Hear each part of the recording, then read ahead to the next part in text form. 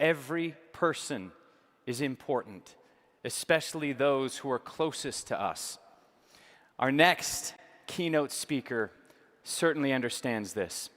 From the New York Times to galleries around the world, her work resonates deeply. And the accolades that she's earned, like the World Press Photo and the Humanitarian Award, they only just scratch the surface.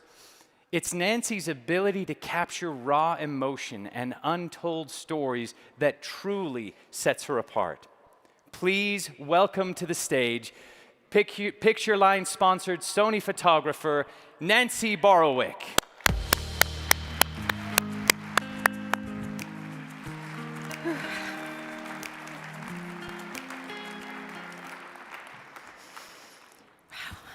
Thank you. Thank you, RootsTech and FamilySearch.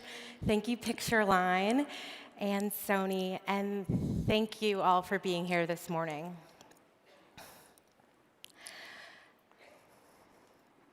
There I was, 9.5 months pregnant, standing in front of an audience at a funeral directors conference in Midtown Manhattan. I was the literal embodiment of life, talking to these undertakers about the gifts that cancer and death gave my family. Most moms to be at my stage are probably at home nesting. I was fighting for every last inch of my identity as I knew it before life would completely change with the arrival of my baby boy 10 days later. Motherhood is the new lens through which I now see life and storytelling. And as with all things in life, the best way out is always through. Thank you, Robert Frost. So to start our conversation today, I'd like to ask a few questions. How do you want to be remembered? How do you remember those that you love? Is it the sights, the sounds, the smells?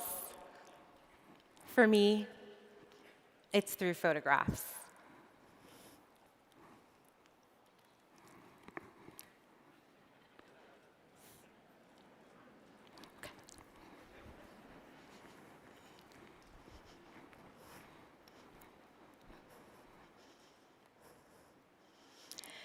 The year was 1979. The place, Long Island, New York. The hair was big, the sideburns long, the sleeves puffy, and the dance moves electric.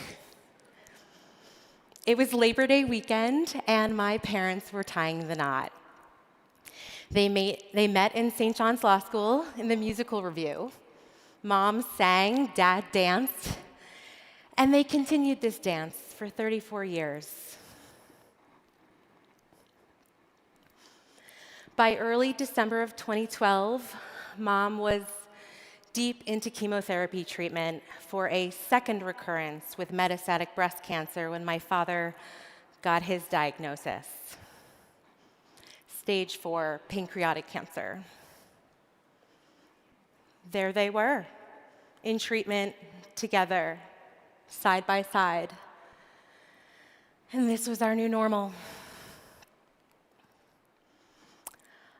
I couldn't heal my parents, so I did what I knew how to do. I photographed them. I needed to hold on to them as much as I could, as long as I could. And what I realized pretty quickly was that the story that I was documenting and the story that we were experiencing wasn't about cancer and dying. It was about living. I believe that when you are faced with your own mortality, you truly begin to believe and understand what it means to be alive. No one wants to talk about death, but we had to. They wanted to. And talking about death was one of the greatest gifts that cancer gave us. That said, my parents did not want to be defined as cancer patients, and they certainly didn't want to be pitied. My mother was this beautiful, generous, selfless soul, and my father was boisterous and passionate and larger than life. Having lived outside of our home since high school graduation, it was a bit of a novelty to have me around. But they eventually got used to me and forgot I was there. Like during this moment, when they got a call about scan results. What if one had good news and one had bad news? Do you celebrate for yourself and mourn for the person you love the most in the world?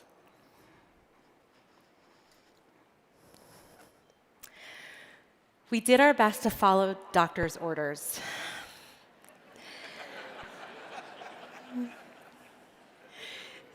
Dad lost nearly 40 pounds overnight, and he needed to take in as many calories as he could stomach. So we did as the doctor instructed, and to no one's surprise, he gained weight. We all gained weight. There was a lot of love, a lot of joy, and a lot of dancing. And I decided to show this personal journal of photographs to a mentor of mine, worried that maybe I was too close to the story and I would miss something. And ultimately, she insisted that I share the story in a more public way, that maybe it would help others going through something similar. So I submitted the photographs to a contest. I did not win the prize, but I won something much more valuable. An email. An email from an editor at the New York Times saying he wanted to publish our story.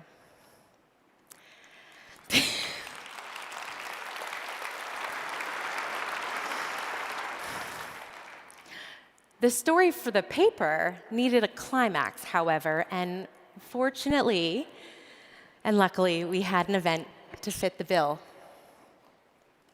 A wedding. Mine. My husband and I had gotten engaged a few months prior and decided to expedite the wedding for the sake of my parents. I think it served as a distraction, and it gave us all something to look forward to. We picked a date, October 5th, 2013. And when the day came, my parents walked me down the aisle, arm in arm, on that warm fall afternoon in the apple orchard.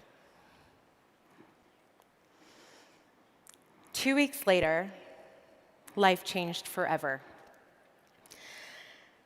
The story was published in the New York Times, and my inbox was flooded. It is amazing how alone you can feel when you're going through something like terminal illness. And here we were, the least alone we had ever felt. I grieved with every letter that came in, but I also felt a deep connection with each and every one. This was our story, but it was everyone's narrative.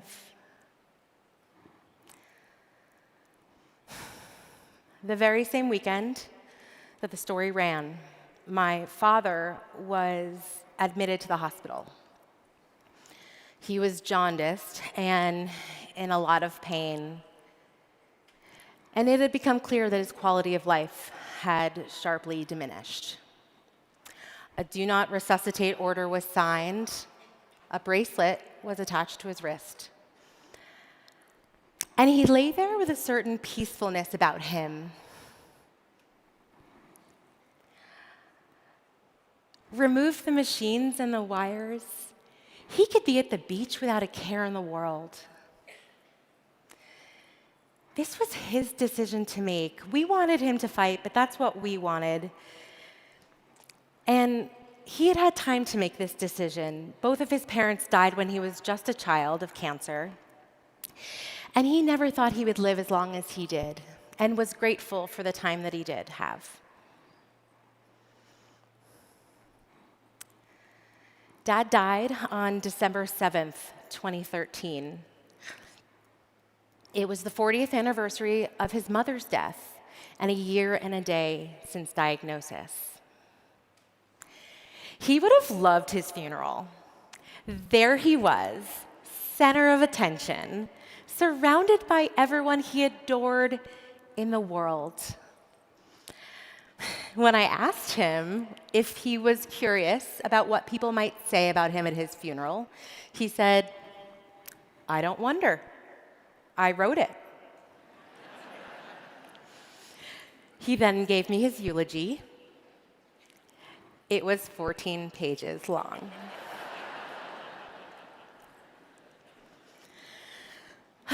But life moves on, so the project continued. My mother was the opposite of my father and hated to be the center of attention. I think she found purpose in the distraction from her disease that caring for my father gave her.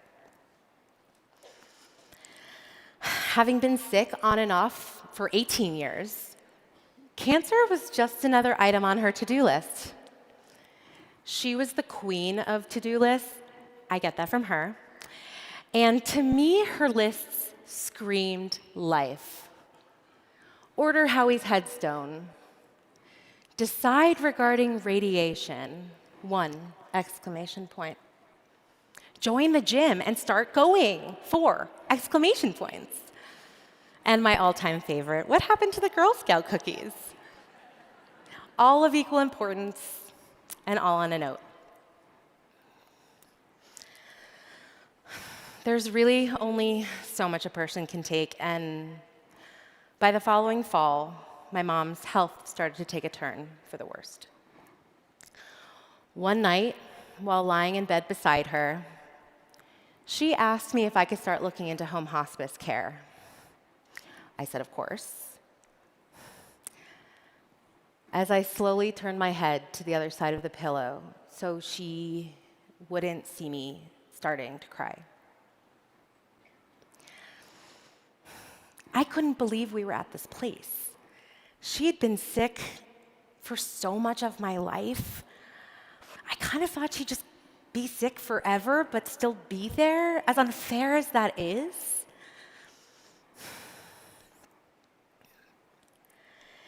It was hard to find levity in the final days of my mom's life, but lucky for us, we had Moses, a friend's dog, who would sit on her chest and snort with every breath.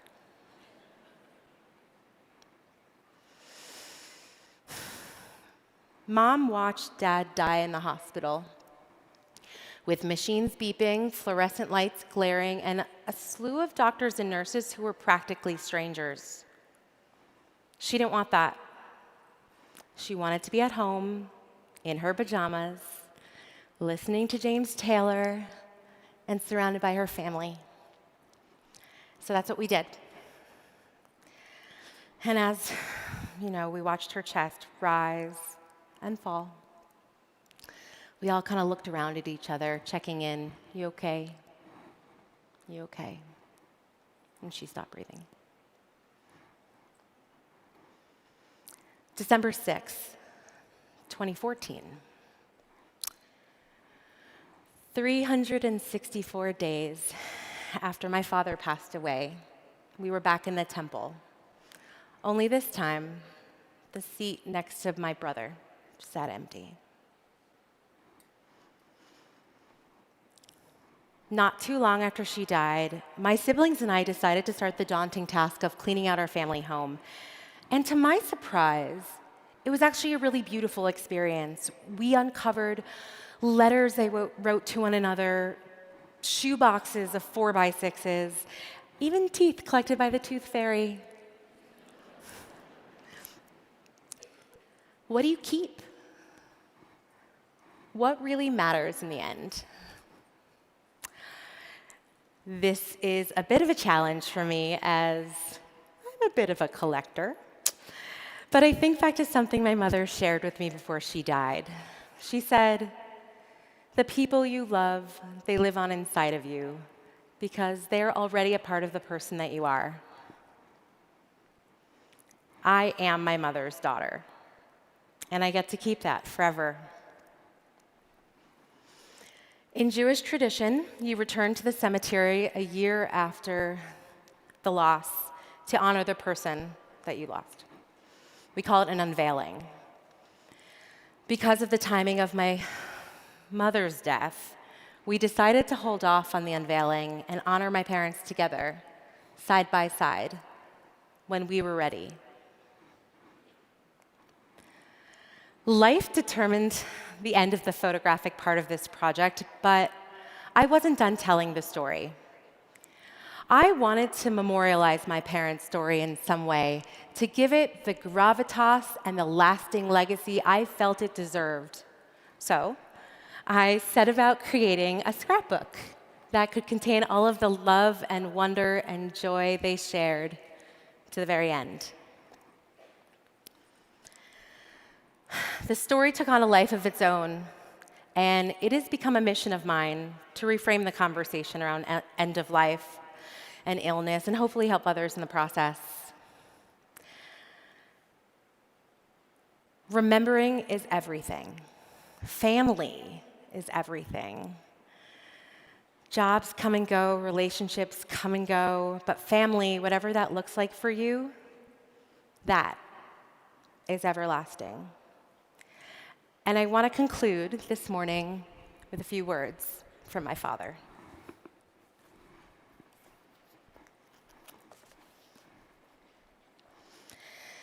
Remember what we Borowicks already know. The universe never promised any of us longevity. I have outlived each of my parents by decades and lived well beyond what I had predicted or even bargained for. Longevity aside, you should know, if you do not know already, that I believe I have been the luckiest man to have ever lived on this planet. So I'm comfortable with the time that I've had. My kids, Jessica, Nancy, and Matthew. Wow, 3 beautiful flowers in my garden. Thank you for your love and what each of you has contributed to the magic of our family. Look for me in every sunset. Thank you.